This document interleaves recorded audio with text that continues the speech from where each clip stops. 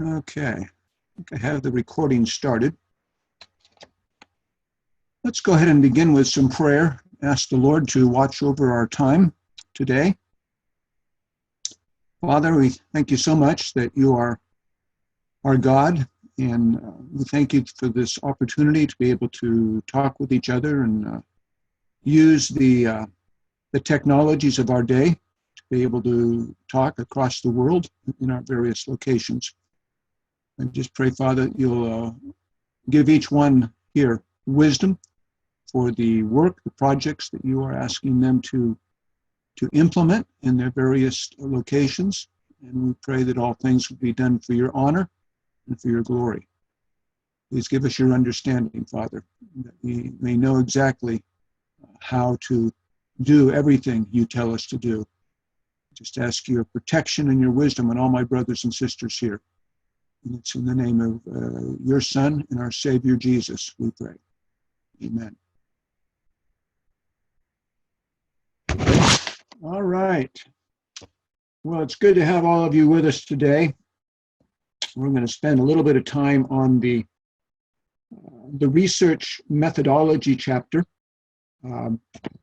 which is chapter 5 of your proposal. I'm just going to briefly, I think, go over some highlights here, because I want to leave some time for your questions on this chapter or other parts of the proposal that you're working on at this moment. One of the unfortunate, I guess, drawbacks of having a class like this that runs for 9 weeks, at least it seems to me, you're really pushed to get through a lot of material in terms of writing a proposal rather quickly. And so I just want you to know I'm not expecting perfection each week. And, as I try to give you some feedback, I realize that you'll be revising and improving the document as you go along. And I will issue a grade on a weekly assignment, but as you revise that chapter, if I've given you more of a low grade, I will raise that grade as you revise that. And if I forget to do that, feel free to email me, that your grade is still, lower than you would want it to be on a particular weekly assignment. And that's fine. That will give me a reminder to go back and look at revisions that you've done, because sometimes it's difficult to keep track of all 14 or 15 people, what's going on. So I would appreciate your help at that level. Okay, I'm still becoming accustomed to how we work with this Zoom program. And I was just doing a little testing here, but let me see if I can bring up the PowerPoint that I want. Okay, I think that's what I'm looking for.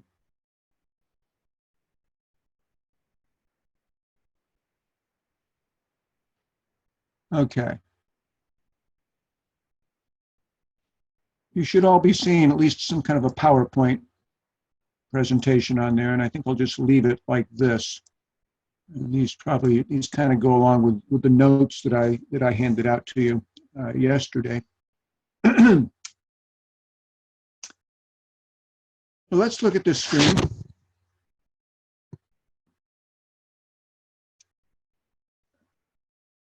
We know that all BGU final projects are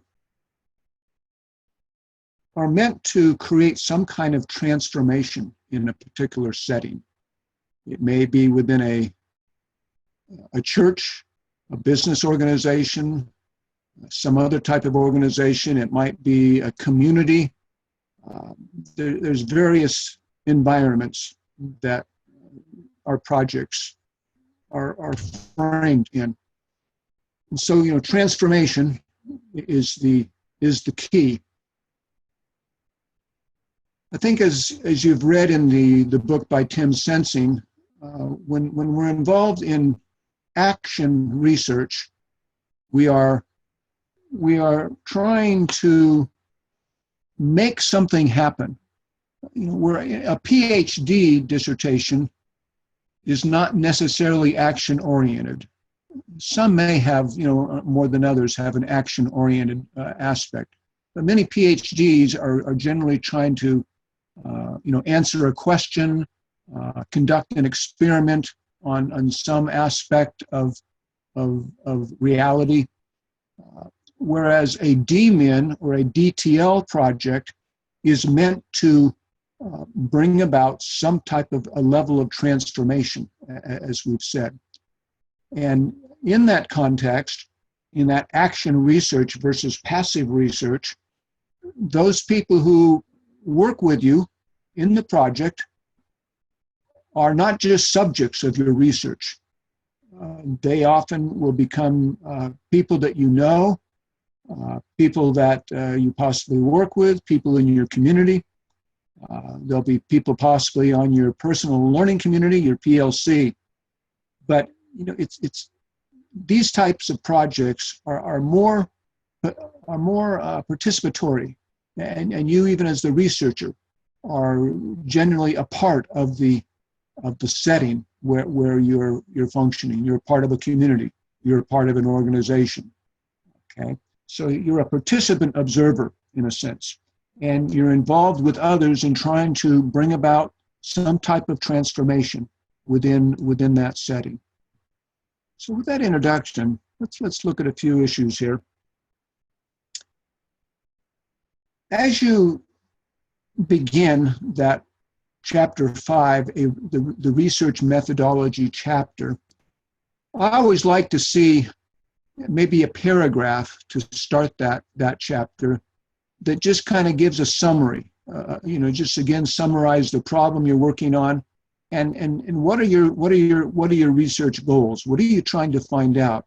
What kind of information are you going to need in order to do your project? And then you're going to summarize some type of an intervention strategy. And I say just do that in a paragraph. It just kind of gives the reader an idea of what this chapter is going to be about. Nothing long at that point. Again, you're just doing a summary, 2 or 3 sentences summarizing the problem, the information you need to gather through your research, and then what kind of an intervention strategy are you going to be using. Let's talk about each of those sections then, because then the research methodology chapter will be divided in about 3 sections. There's the data gathering methods, there's the intervention strategy, and then there's the evaluation. And I'm just going to talk about each of those sections briefly here for a moment. And you did have an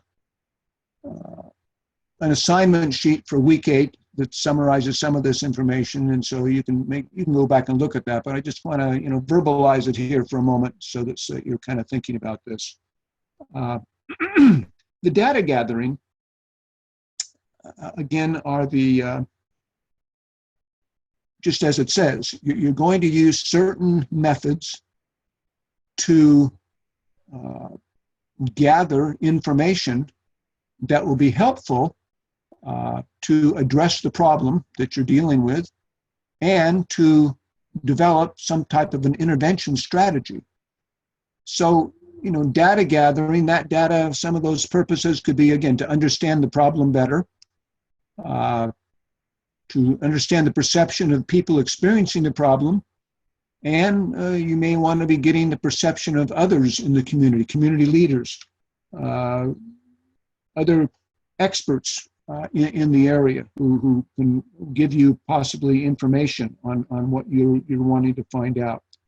And so we need to summarize data to help us understand the problem. And then we also need to gather data to help understand potential solutions. And of course, those solutions, I think, as I said at the beginning of this course, we're not expecting that any dissertation project is going to completely solve some problem. But you are beginning to work on an issue that you have decided to focus on for your project.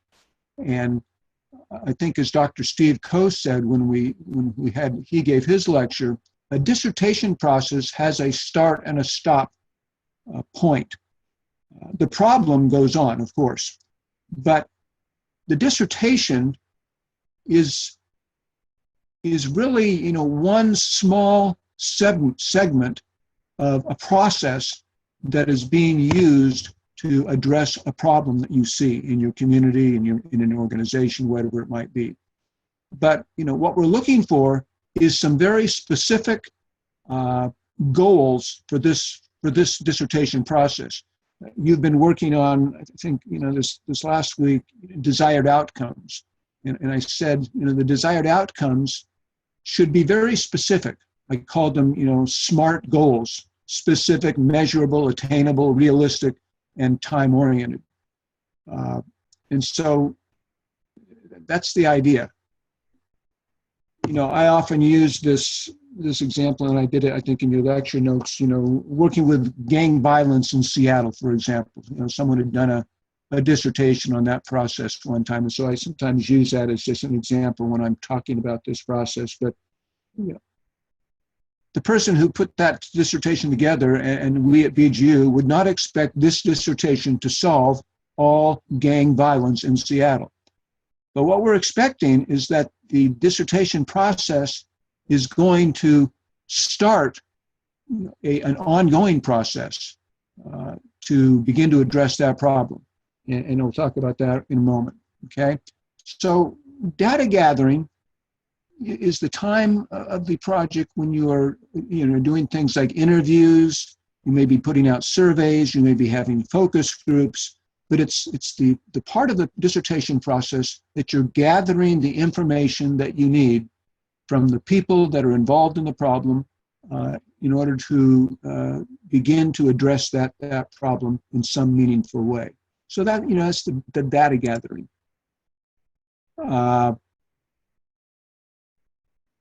Under the data gathering section, you may or may not know all this to start with the proposal phase, but I would like you to try to think about, about what size sample of people would you maybe be interviewing, say in terms of, community leaders, people that are involved in the problem.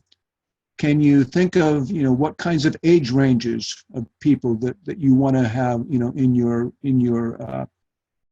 research? What we're looking for is we're trying to pull together, a fairly representative sample of people, maybe various ages, gender, different parts of the community segment.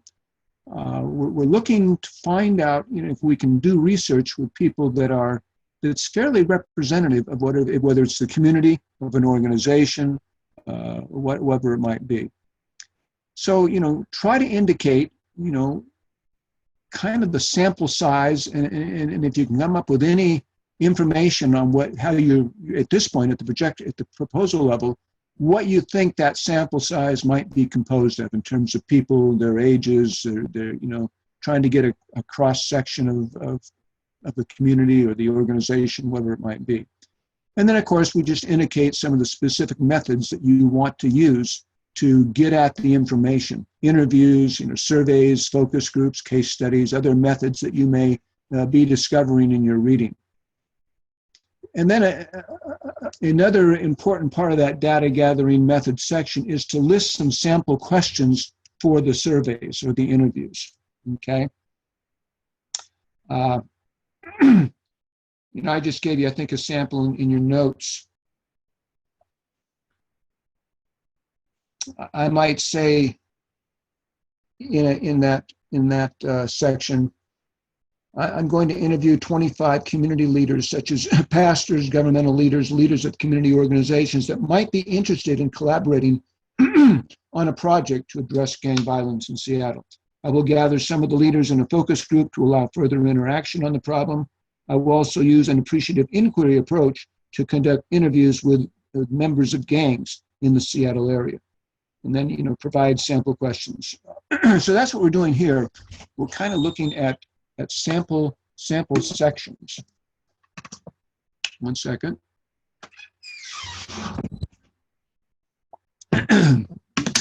I'm still struggling with a little bit of voice issues. I'd had a little bit of a cold a couple of weeks ago. So yeah, we would list some sample questions, and we'll look at those a little bit more in a bit.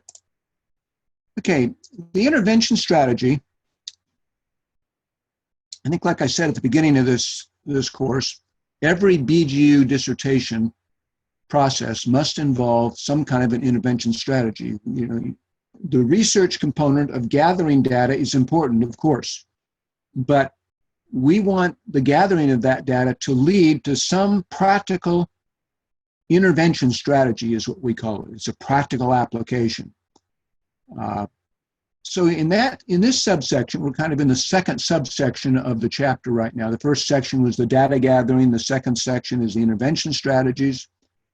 Here, start that section by indicating, you know, how the collected data will help develop the strategy. What is it that, how do you think, you know, the data that you've collected, the questions that you've asked, how is it that those particular questions and the data you gather there are going to help you develop a strategy?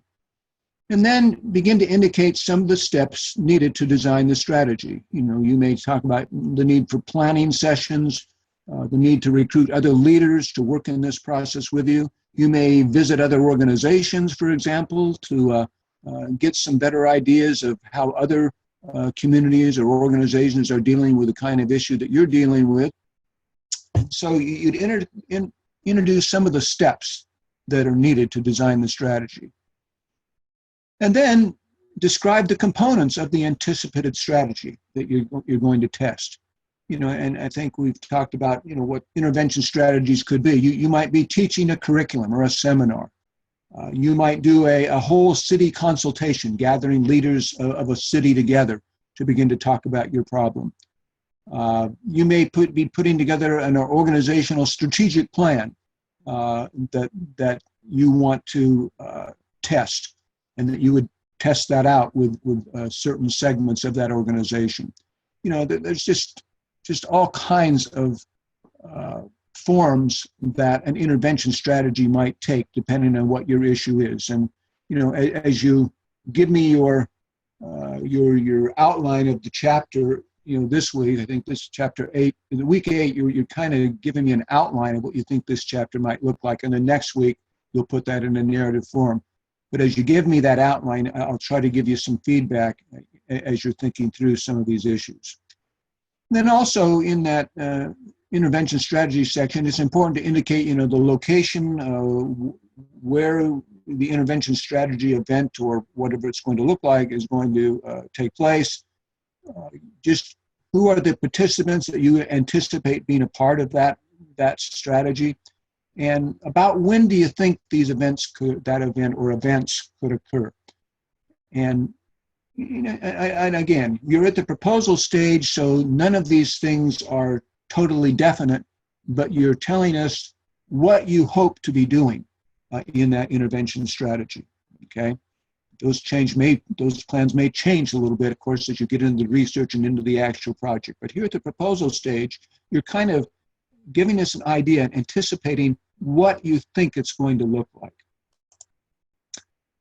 And then there is the evaluation section, which is the third section of the research methodology chapter.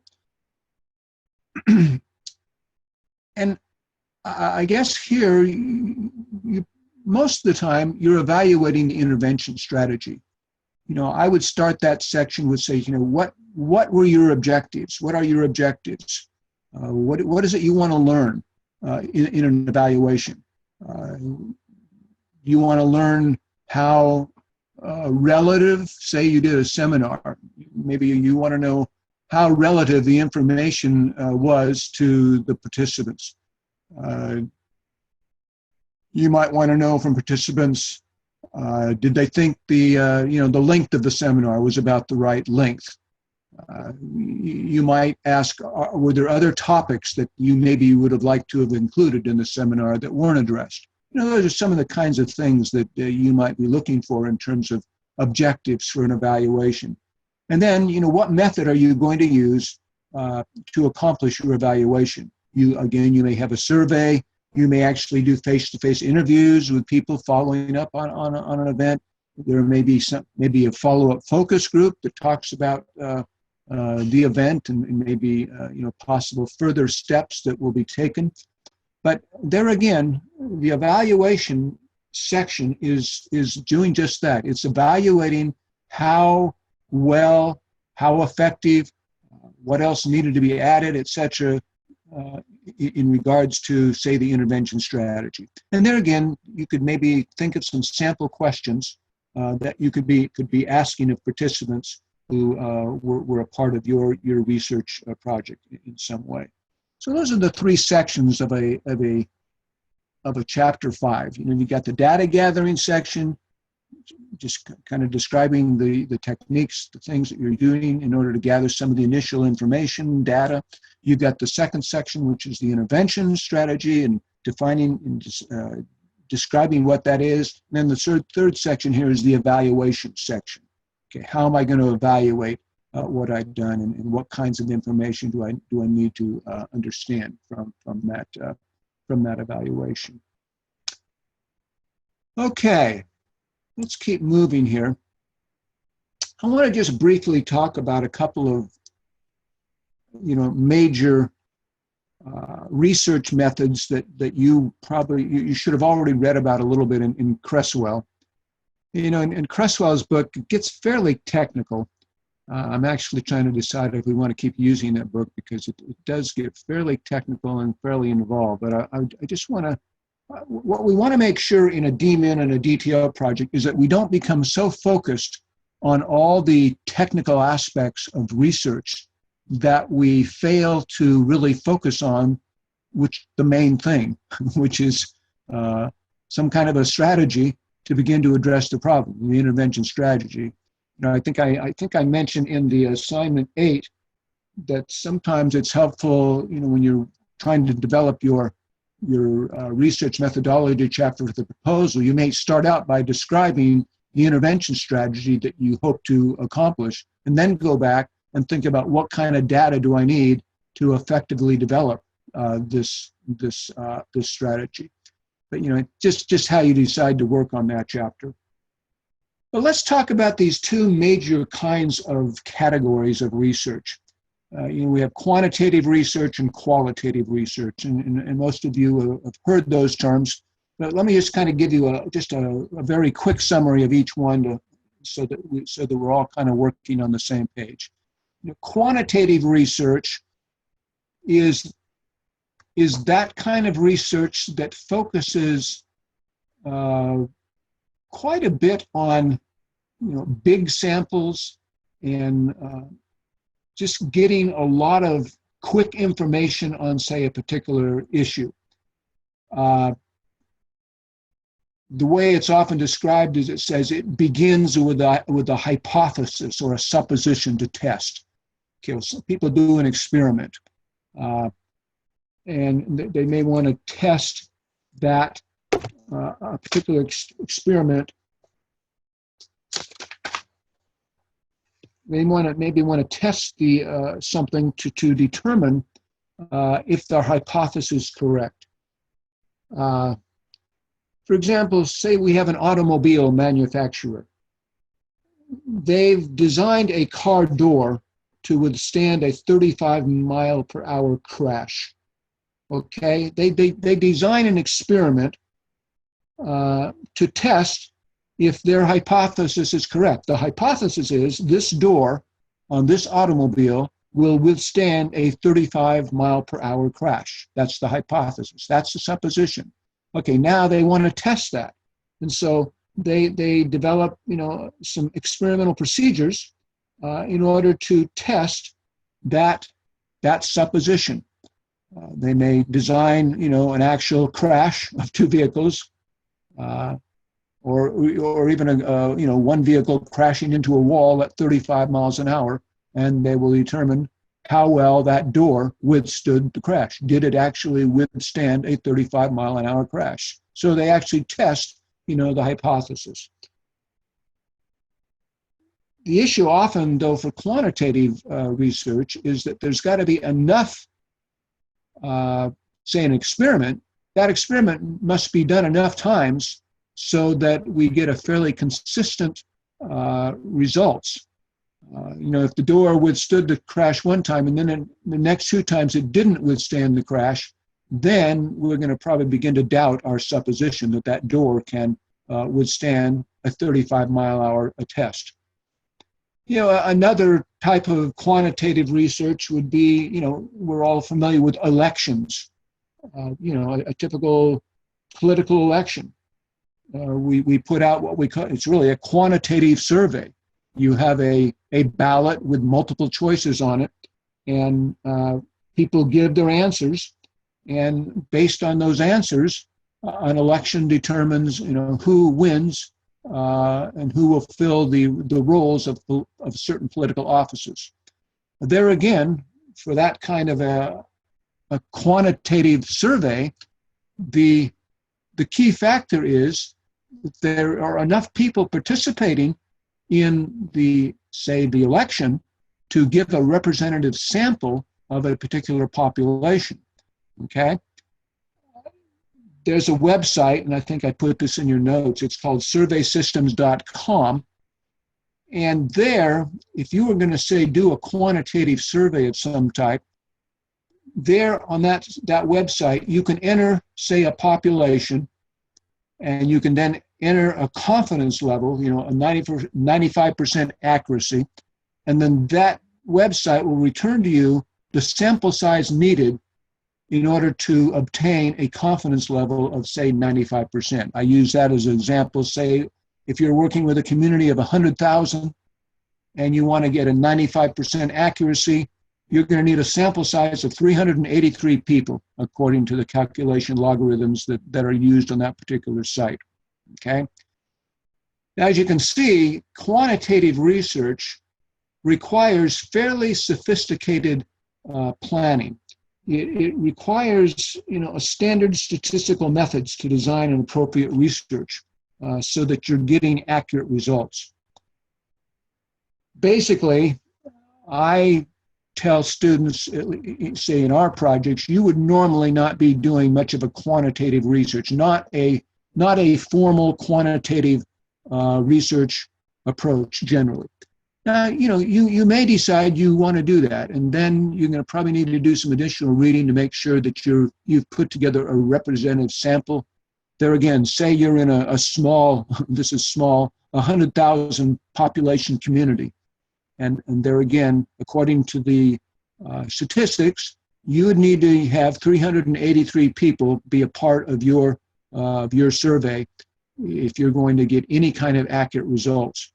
But there again, you would need to be putting together a sample survey that is representative of the, say, the economics of the community. It's representative of the ages, the genders. There'd be quite a few different factors that you would want to include. This is why we have professional polling companies. They, do polling on various issues, and they've become very expert at putting together the kind of analysis, the kind of survey that's needed, and then the kind of analysis to utilize that quantitative research. So I just put that forth to you, so that you're at least familiar with the concept. Creswell has a whole chapter, of course, on that, and he gets into quite a bit of detail. But I mainly just want you to be familiar with the term quantitative research. I think more helpful to our particular type of project dissertation is the qualitative research. Okay, and of course, a qualitative research process, in technical terms, we say hypotheses or theories emerge from the data. And that'll make more sense as we talk about this for a minute or two. Using a qualitative research, you're using words more than numbers. That doesn't mean you won't be using some numbers. You may, and that's fine. But the idea is that qualitative research is, as I think Creswell says and others say, qualitative research is helping us understand the way people are experiencing a situation. What is the meaning that people are experiencing in relationship to a situation? Let me give you an example. Say we're studying retired adults to find out the percentage and characteristics of those who are taking on part-time jobs after retirement. Okay, I could do a sample. I could interview. There was a retirement population in a community, and I knew there was, 5,000 retired people in that community. I could do a quantitative study. We could use the website and see how many surveys I'd need to put out in order to determine a fairly accurate understanding of what I wanted to find out. Say in that retired adult population, I'm basically trying to understand some particular characteristics of that particular group. I might want to know, how many are females, how many are males, what was their economic status. There might be other things. I could find that out through some kind of a multiple choice survey or a true-false survey, and that would be somewhat of a quantitative survey. But say I wanted to find out a little more in-depth information about a certain group of people that were retired. Maybe I want to know how they think about this phase of their life. I maybe want to know more about the process they engaged in moving from full-time work to retirement, and so on. That kind of information I would need to get at probably through some kind of an interview. I'd sit down and talk with a person. I wouldn't just give them a multiple choice survey. And so it's that kind of qualitative research that we are usually trying to encourage in relationship to our BGU dissertations. Of course, you can use much smaller sample sizes, okay? You're not necessarily going to have 300 or 500, surveys or interviews. You might end up with, 25 to 50 interviews that you're going to do in order to get at some particular information on a particular community or an organization. So you use smaller sample sizes, you use open-ended questions, okay? In our retirement thing, we might want to ask people, how are you feeling about your life now that you've been retired for a year? What are some of the challenges? What are some of the positive aspects? What are some of the negative aspects? Okay, and now I'm involved in a conversation, which is more of the qualitative kind of situation. Again, qualitative research focuses on how people perceive their situation. Okay, so there's sometimes it's difficult to determine, really distinguish qualitative and quantitative. Like, for example, say I'm going to do a set of interviews with some people, but I just want to know some basic information. Say I'm dealing with a group of pastors, and I may want to just know some basic information. Okay, are you male or female? How long have you been in the pastorate? How long have you been at the particular church that you're at now? Those are just some questions you could probably even ask in a survey setting. But say if I was dealing with the topic of servant leadership, I may want to sit down in an interview setting and say, when I use the term servant leadership, tell me some of the kinds of characteristics or activities that come to your mind in relationship to your own work in the church. Okay, now that would be a qualitative question. The first questions are a little more quantitative, just, age group, gender, how long you've been in, a particular setting. But you're not really doing a quantitative research because, like I said, real quantitative research requires a big enough sample size. That's why I'm saying these are just kind of terms that we use, quantitative, qualitative. But generally, overall, you're going to be doing, I think, a qualitative research plan. Whether you're sitting down in a focus group or you're doing some interviews with people, you're doing a city consultation. All that is a qualitative type of research. Okay. I'm going to just look at a few other issues here, I guess, very quickly. You'll come across the term grounded theory, which is in relationship to qualitative research. And, what that simply means is, as you're involved in doing things like interviews or group discussions, whatever it might be,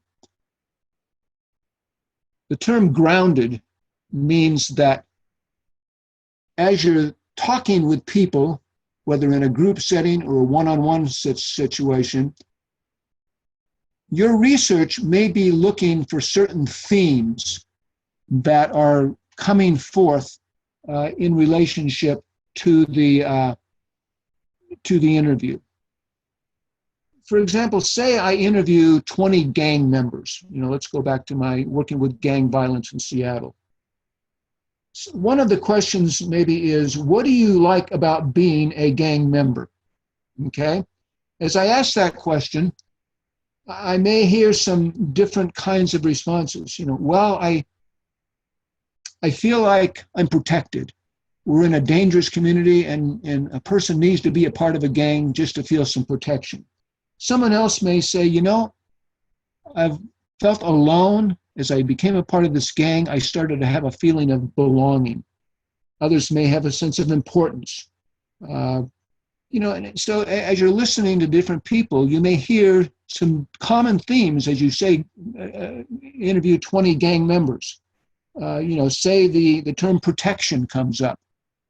So that seems to be one possible reason that people join a gang. So, another situation, another person may feel, I have a sense of importance when I'm part of this gang, where alone, I just felt unimportant. I felt like I was worthless. Well, now, we've got a sense of maybe self-esteem. Say we're dealing with a group of adolescents, and that word, I feel important when I'm part of the gang. Now we're looking at another issue. Say we're dealing with adolescents, the issue of self-esteem. That may require a little more research in terms of, I may want to bring that into my study since a theme came forth in my interviews. And say we're going to do a city consultation on gang violence. In that city consultation, I may want to bring forth some of these themes. Some of the themes that came forth were protection, needing to feel important. And as we're looking at some of those issues to maybe solve the gang issue problem, we may want to find out how, say, we as churches or other organizations can begin to meet some of these needs in other ways that are not violent, okay? So, grounded theory, the whole idea is this: the themes, the conclusions come forth out of the interviews, out of the discussion. Where we talked about quantitative research, you may start with a conclusion, you may start with a hypothesis, and then you try to test it. Qualitative work, we get involved in talking with people, and we're listening for certain themes, certain bits of information that come forth that give us an idea of how people are perceiving their situation. Okay, another qualitative method, if you will, is called a narrative. Here again, rather than maybe putting forth a set of 15 or 20 questions, interview questions, I may allow for a person to begin to just tell his or her own story. I may just sit down with a gang member and say, you've been a part of this gang now for about a year. What's that been like? What are some of the positive aspects, some of the negative aspects? Just kind of tell me about your life in the gang. And so then I'm going to take notes. I'm not really asking questions as much. I'm letting the interviewee direct the interview a bit by just telling me his or her story. So, that's a type of interview method. the narrative approach. What you might do then, after you've had several people, you've listened to several people's stories, out of those narratives, you may develop a set of common themes. And you may, sometimes people will develop what they call a composite narrative. They come up with an artificial narrative that just kind of describes a typical person within the population that they're studying. Say I'm using a gang activity as my focus here. I may come up with a composite narrative of what a typical gang member looks like. Okay, so that just another form of a qualitative approach to talking with people. Case study is another issue. Here, a case study is really an in-depth exploration over a period of time of an organization, a program, a process, events, families.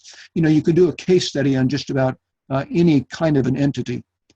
It's not appropriate to have a case study as your whole project, okay? The case study, again, say you're studying, life. Say you're studying, corruption in a particular community. You may do a case study on what corruption has looked like over a 5-year period, and that's really a type of gathering data. That's not the intervention strategy. It's a form of gathering data, looking at what corruption has looked like in this community over a 5-year period, over a 10-year period. And you may bring out some of that kind of information in the context chapter of the dissertation. That would probably be where case study of talking about what does a situation look like in its history and what does a situation look like in its current setting. That's kind of a case study. You'll also hear the term ethnography. And ethnography is really just a case study that's directed to a whole specific set of people, possibly a whole ethnic group, a whole culture. You may be, again, doing observations or interviews over a prolonged period of time in order to understand the ethnography of a particular community where you maybe are working. And again, it's just another qualitative term that's used when we're trying to understand how we're gathering information about people in some form. Okay, that's a lot of material.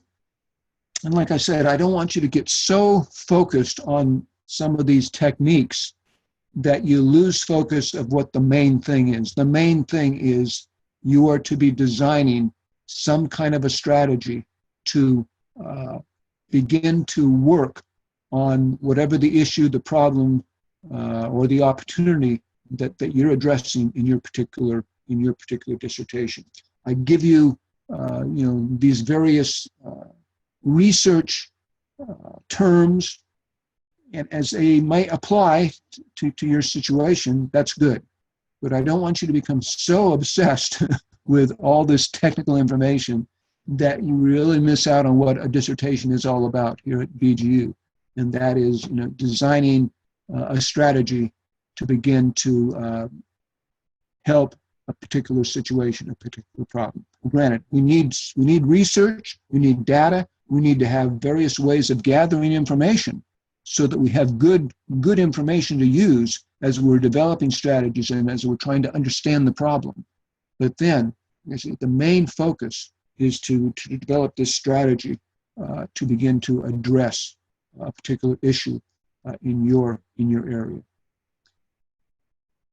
Okay, let's stop there. And let's just take a little time if there's some questions or comments that you'd like to make, either about the research chapter or any of the chapters that you've been working on so far in the proposal, and I'll just see if I can answer or anybody else maybe have thoughts that they can contribute to what we're doing here. So go ahead. Let's see. I think you have the ability to raise your hand. Trying to find that on our screen here. Or you can just begin to talk, and I'll know that you're talking. I think we can see on the screen who's talking.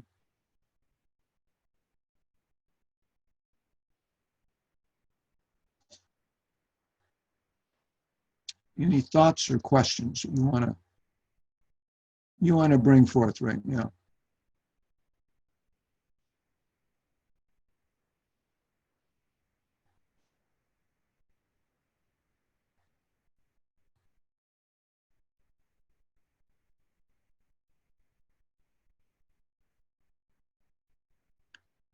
If you don't have any questions, maybe one or two of you could at least tell me what you're thinking about in terms of a research strategy. What kinds of methods you maybe would like to use, what kind of information you think you need to determine, what kind of an intervention strategy do you think you would maybe like to put together. And you may use your thoughts here as an example to talk about.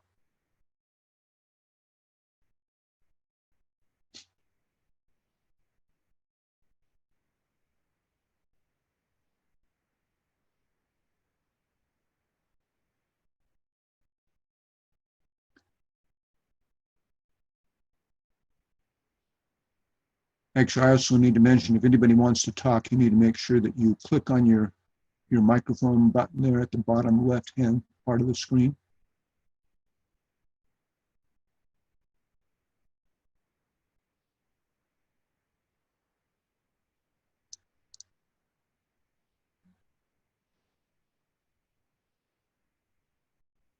Okay.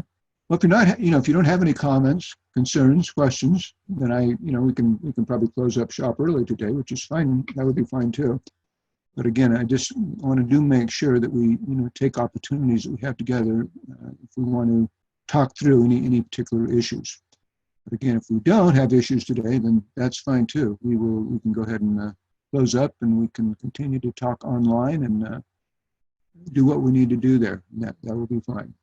Just give you one more last chance if there's any thoughts, questions that need to come forth. I've got one quick question. Go ahead, Matt. Talking about qualitative research, I'm planning to do an interview approach to learn what I want to learn. You mentioned 25 to 50 interviews. Do you have any more guidance on the sample size, what that should look like? What determines how many people we need to interview? Yeah, like I say, for qualitative research, the sample size isn't usually, well, I was going to say it's not quite as important. I guess it depends. Remind me again what your focus is. What's the focus of your dissertation?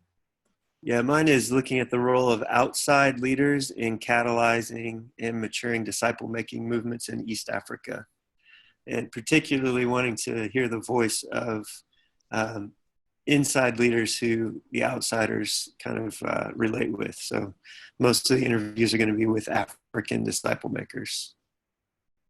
Okay. I guess there again, for a qualitative approach, you would have to use your own knowledge to be able to come up with a representative sample. You maybe want people a part of that sample who have been at the task of disciple making for many years. There may be others that are more fairly new to the process. You may want to consider, age issues. Those older, those are younger, men, women. You just have to kind of think about any of the criteria that are involved in terms of, who should be a part of that interview process. And there again, you could interview 25 people. That would be an okay number for a lot of situations, as long as you're kind of getting a representative cross section, I guess, of the people that you're trying to understand. Okay. So that'd be, I guess, my best advice at this point. And one other follow-up question. About a year and a half ago, I did a project asking some of these questions, and I did interviews. Can I use that older research, or does it all need to be new research? You generally have to bring in some new research for the dissertation. Yeah, there needs to be some interviewing that you're doing as a part of this process. You could you could bring in some of that data from your previous work. Yeah, I But know I need to do a lot of new interviews. I just wondered if I can also include the old ones. absolutely, yeah. I mean, in there, I'm not even sure, what kinds of comparisons you might see between previous. There again, depending on what groups or what parts of the disciple making groups you've interviewed, it gets down to, again, what kinds of information you're trying to determine.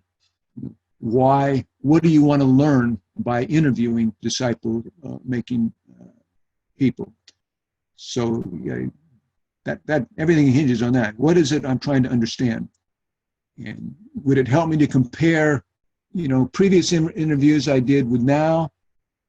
Or it might just, because of the previous work you did and then some new work you did, it just gives you a bigger sample size. And that's good too, because there again, you just have a more representative group, the bigger and the more people that you can actually interview in terms of disciple making.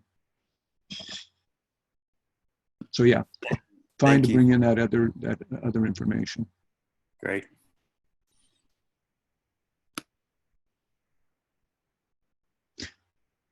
Okay. One thing I think let me just mention one other thing, because I've, in a few full dissertations I've read lately, there's sometimes been confusion in what goes in two different chapters in the dissertation. We're not talking about the proposal now. In the dissertation, there's a chapter 5, which is called the research methodology, and then there's chapter 6, which is called the results. Okay, chapter 5 is pretty much what you're doing now for your chapter 5 of the proposal. You're kind of describing the participants who you would like to be a part of that. Once you've done the dissertation, you can actually say these were the participants. You would describe the kinds of methods you used, how people were selected to be a part of a particular survey group or interview group or focus group, and you just talk about all the nuts and bolts of the data gathering techniques, the intervention strategy. You kind of say what you would plan to do, and what you plan to do for the evaluation. That's what you're doing in the research chapter now, chapter 5. Okay, you're describing kind of, I'm going to say, the nuts and bolts, the details of the processes you're using in each of those areas: data gathering, intervention, evaluation. Chapter 6 of the dissertation is called the results. That's where you actually put the results of the surveys. Okay, here's the themes that seem to come forth from these interviews with these disciple makers. Here's how I did did the intervention strategy. Here's some of the content of it, whether it's a curriculum or maybe you do a lot more detail in chapter 6. And then in the third section of chapter 6 is the evaluation. Here's the actual kinds of responses I got from people when I put out the survey in terms of what they thought about my intervention strategy. So I know sometimes people get chapter 5 and chapter 6 a little mixed up. Sometimes I've seen people putting a lot of the results of their surveys in chapter 5, where they're just supposed to describe those surveys but don't give the results. So I just caution you on that now. I guess just because I've run into that situation in 3 different dissertations lately that I've looked at over the last few months. They put a lot of the results in chapter 5 of the dissertation rather than chapter 6, which is where all the results and the tables of results go. So just file that in the back of your brain when you start working on the actual dissertation report. Okay, what I need you to do, you're working on this week, just kind of give me an outline of what you're thinking for the dissertation research chapter, the research methodology part of your proposal. And once you give me that outline, I'll give you feedback. I'm running a little behind on grading back to you on, I think I'm working on the biblical theological chapters right now, and then I'll get to the criteria for desired outcomes. But if you do get me research outlines this week, I will try to get those back to you, immediately, so that you've got my comments, so that when you write the actual chapter, write up the chapter next week in more of a narrative form, you'll at least have any feedback or recommendations I could give you. that might be helpful in that writing. But there again, you're at the proposal stage. We're not expecting you to have it all worked out, all the details, but we are expecting you to at least be thinking through what you're planning in terms of your research strategy, how you're going to gather data, what the intervention strategy is going to look like, and then how you're going to evaluate the effectiveness of that strategy. Well, that's kind of like what you're working on this week and next week, outline this week, and write up the whole chapter next week. And then you will be done. The whole proposal is due March 26th. And hopefully you can take, comments and things that I've given you and incorporate those all into your final writing of that proposal. And then I'll give you final feedback to that on that proposal, that full proposal, as part of the course paper for this course. Once you have my, you've written your proposal, you've gotten my feedback, you got a grade for the course, then you need to be talking through that proposal with a supervisor. And I know some of you are still working on supervisors. Like I said, make sure that you think about some of the professors you've had at BGU that maybe you related with well.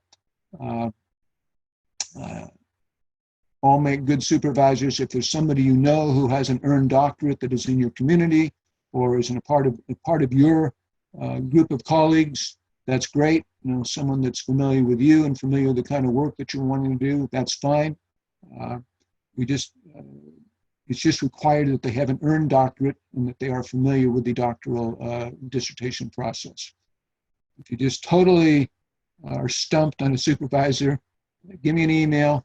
And sometimes a few of us on staff can kind of put our heads together and see, okay, who might make a good supervisor for this particular project. Okay, with that, I think that's the end of the hour. I think we will go ahead and close up. I'll make contact with you as you keep turning in your work.